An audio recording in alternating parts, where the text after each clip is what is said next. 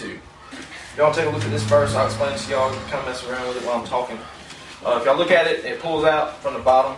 But if you're looking on the front, that part right there, you'll see it says fine body weight, and just whatever you think your body weight is, just put a little red mark somewhere. If y'all look at the brochure, the consequences of underage drinking, they're opened up, and you can kind of read around in it. It's got a bunch of stuff that'll happen to you if you're under 21 and caught drinking and driving. So you hear .08 all the time, .08, .08. That's for people who are 21. So if you're under 21 and you have a .01, you can be convicted and face a lot of fines. I'll just kind of quickly go over this last one real quick because we're going to be, excuse me. We're going to be using this one during my presentation. It just says booze it and lose it. North Carolina is the 5th leading state for motor vehicle fatalities. 35% of vehicle fatalities have alcohol as a factor. Statistics are going down. In 1982, alcohol-related crash ratio was 6.7 out of 10. That's 67% if you do the math. 67% in 1982. Over half of the wrecks that North Carolina had alcohol as a factor. That's a lot of people getting behind the wheel of a car drinking and getting wrecks. And that increases the chances of being in a car, not even doing anything wrong, going down the road, and somebody comes over to center line who's been drinking and kills you and your family or whoever else you have in the car. You might have a girlfriend, you might have a child in the car. That's just what kind of I want to stress to y'all. This is something I've always been big on growing up. I guess because my brother's a cop. It's kind of always said, and I always look up to my brother. And my family's done a pretty good job always saying, if you drink, don't get behind the wheel of the car, call somebody, call us, call a friend, do whatever you got to do, just don't drive.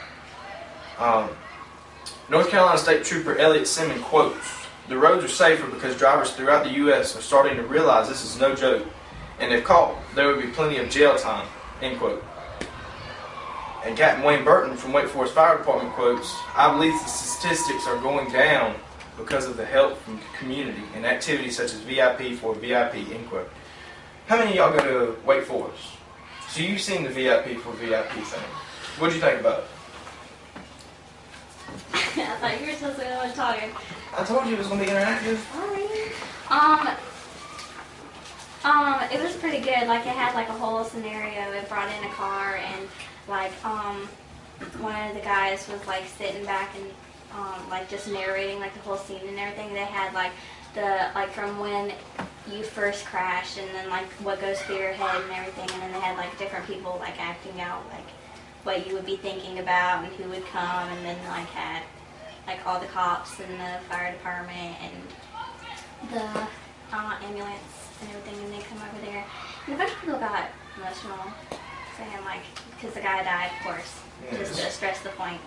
It's a pretty emotional thing. It's pretty strong stuff to see because they do a really good job of putting stuff together. I don't mean to get gory here, but you see a lot of fake blood, but you kind of look at it and you're just like, holy cow, I really don't want that to happen to me. And honestly, none of us thinks it's going to happen to us. We think we're invincible. We think nothing can ever happen to us. And that's not true. I'm sure that tons of people have died because of this, thought the same thing.